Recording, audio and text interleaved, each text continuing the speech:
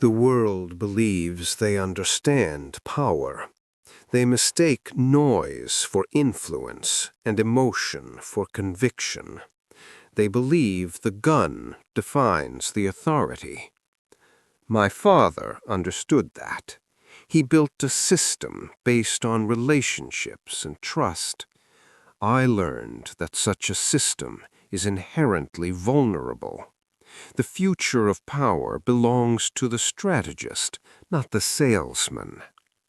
The transition from a local operator to a true national force requires a fundamental change in philosophy.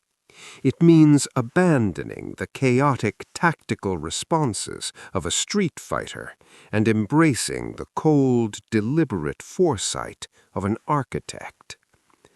I was an outsider, brought into a system I never wanted. That detachment was my greatest strength. It allowed me to see the flaws that blinded the loyal. The price of this clarity is everything. I offer you 6 laws, the necessary rules of engagement for anyone seeking to consolidate, expand, and ultimately legitimize power in a world designed to destroy you. These laws are not about winning a fight. They are about ending the war permanently. Law number 1. Total emotional detachment from the mission. The greatest liability in any enterprise is uncontrolled sentimentality. You must view every asset, every relationship, and every problem through the lens of pure utility. Your competitors, your allies, and yes, even your own family, each must be evaluated based on their value to the long-term vision.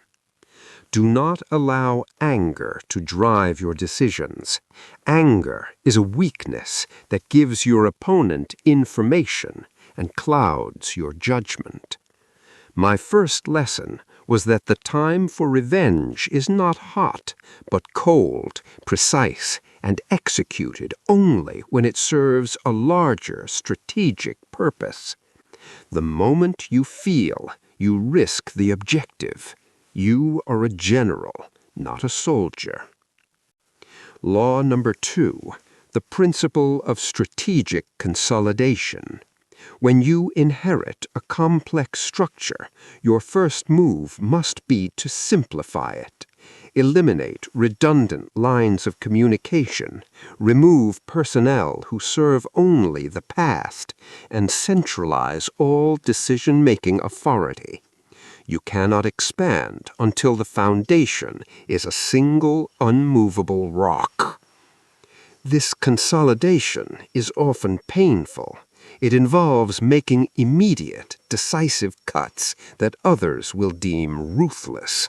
Let them. Ruthlessness in this context is simply efficiency of vision. The transition must be swift, visible, and complete. Your subordinates must understand that the old order is gone and a new single authority has taken its place. Law number 3. Control your narrative and your visibility. Never allow your true intentions nor your true scale of power to be understood by the outside world. Maintain a facade of legality, of distance, of normalcy. Your greatest weapon is the fact that your enemies are constantly underestimating you. The strategist operates in the shadows, moving the pieces on the board without ever touching them. The moment you are forced to step into the public light or resort to public violence, you have lost control of the tempo. A visible threat can be eliminated. An invisible force is a constant terror. Manage the perception of yourself so that your authority feels inevitable rather than aggressive. Law number 4, clearing the board. Eliminate the variables. The greatest strategic move is to remove all potential threats, both external and internal, in a single coordinated action. You cannot afford the luxury of phased elimination. Phased elimination creates martyrs and allows enemies time to regroup. This means identifying every past grievance, every debt, every family member who might betray you, and every competitor, and dealing with them simultaneously. This is the moment when ruthlessness becomes necessary surgery. It is a one-time, painful injection that buys you decades of uncontested peace. Law number 5. The pursuit of legitimacy. True longevity requires washing away the stains of the past. The goal of all ruthless strategy is to reach a point where your power is institutionalized, legal, and therefore unassailable. The power that lasts is the power that wears a suit and sits in an office on Wall Street, not the power that wears a gun. This is the final, most patient chess move. It means separating the criminal origins from the clean, respectable operation. It means having the discipline to walk away from short-term profits for the sake of the long-term goal of acceptance.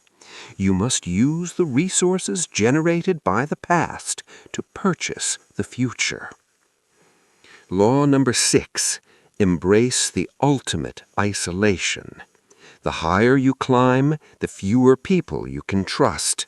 The successor must accept that total control comes with total solitude. Your decisions are no longer collaborative. They are singular, and they affect thousands. You must make peace with the fact that your true thoughts and vulnerabilities are luxuries you can no longer afford. This is the price of total autonomy. You are the final authority, and the final authority is always alone. Every decision, every sacrifice, every betrayal ultimately falls on your conscience. There is no one to confide in, no one to share the burden with. The throne is cold. Accept the loneliness as proof of your success.